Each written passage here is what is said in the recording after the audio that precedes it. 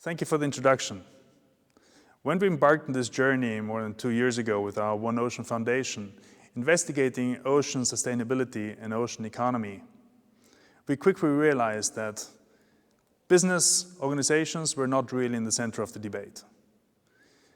According to scientific data, 80% of the ocean pollution originates from land-based activities. And timing is crucial. We strongly believe in the key role of business in fostering sustainable information. Therefore, we launched our first research, published in 2019, devoted to investigating business awareness and actions with regard to ocean sustainability, considering all types of industries, ocean and non-ocean related, with a focus on the Mediterranean Sea. Now, what is new in this report? Following the same approach, we have broadened the perspective and providing a global analysis of business awareness and responses to ocean challenges. Thank you, Jan, for introducing One Ocean Foundation and the goal of this research. I have now the pleasure to illustrate the main findings. Ocean economy generates 2.6 trillion gross value added and provides 168 million jobs. Moreover, the ocean economy contributes with 3.3% of the world GDP. As you can see in this slide, each of the world ocean has its own specificity. In 2017, Atlantic and Pacific Ocean generated almost 1.8 trillion GVA. This represents 70% of the overall ocean economy. In terms of employment, the Pacific Ocean has the largest share of employees, with almost 50% of the ocean total. In the second part of our research, we've been analyzing industrial pressure on ocean health. We conducted a scientific-based review involving 56 scientists from social and natural science from all around the world. And we've been investigating both direct and indirect pressure on ocean and marine ecosystem. We've been using the European Union Good Environmental Status as a measure of the pressure. The Good Environmental Status descriptors are 11, as they are represented in the slides, and they include biodiversity, contaminants, marine litter, eutrophication, and other dimensions that you can see in the slide.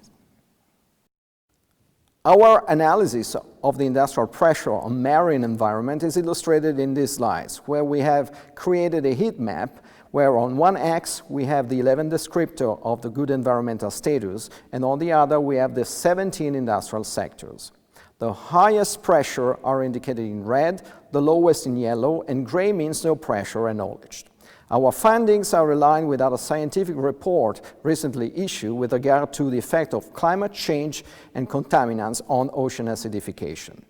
They show that ocean-based industries have direct pressure.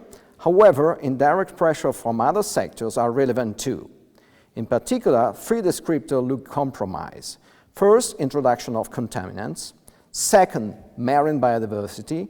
And third, pollution of the ocean through marine litter. In the third part of our research, we try to analyze the level of commitment of companies towards sustainability in ocean-related issues.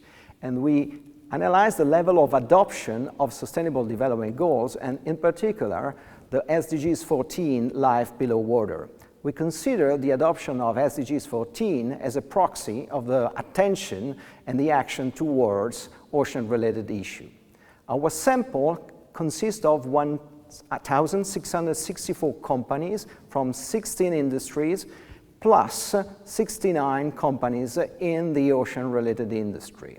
In order to perform our research, we used natural language processing and lexicometry methodologies.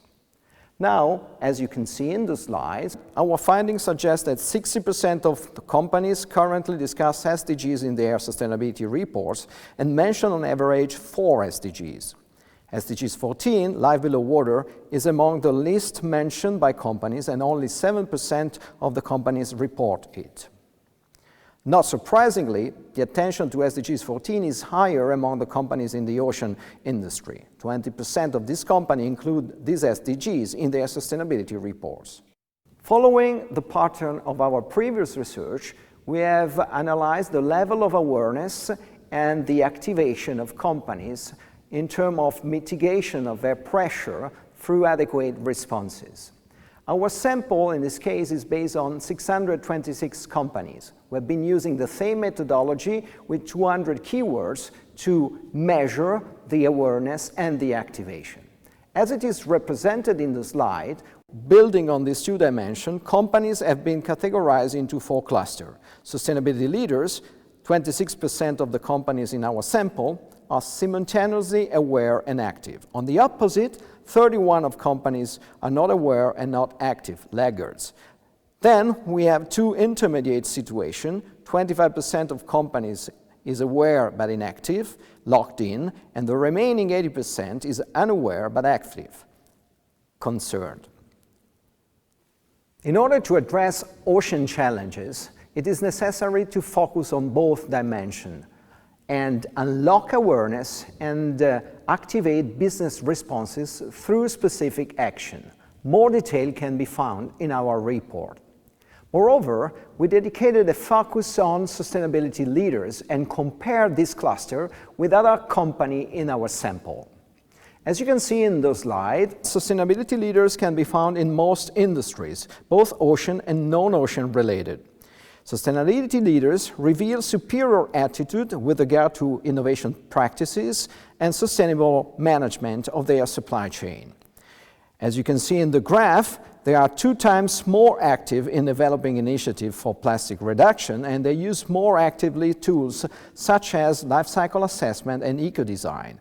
Moreover, they are much more engaged with suppliers and distributors, and they are more engaged in providing training to suppliers.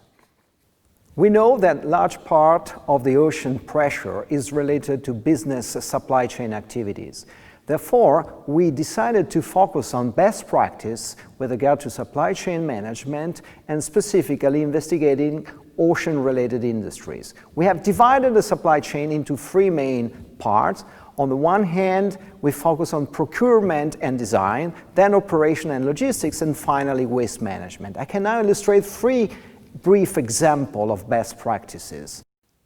As you can see in the slide, with regard to procurement and design, shipbuildings and repair is extremely interesting. They are focusing on sustainable design, developing solutions for the reduction of fuel consumption. On operation and logistics, maritime transportation focus the attention to speed reduction programs in specific critical areas. On waste management, I mentioned the case of fisheries and aquaculture, where they are trying to convert waste products from fish farm into renewable and fertilizers. We investigated the level of diffusion of transparency and disclosure initiative with regard to the sustainability at large and specifically ocean issues. Our findings show that 86% of companies adopt sustainability frameworks and standards such as GRI or United Nations Global Compact. On the other hand, none of these standard initiatives and indexes are specifically designed to provide focused support or guidance on ocean-related transparency and disclosure. I now give the word to Jan for the final remarks. Thank you, Stefano. So where do we go from here?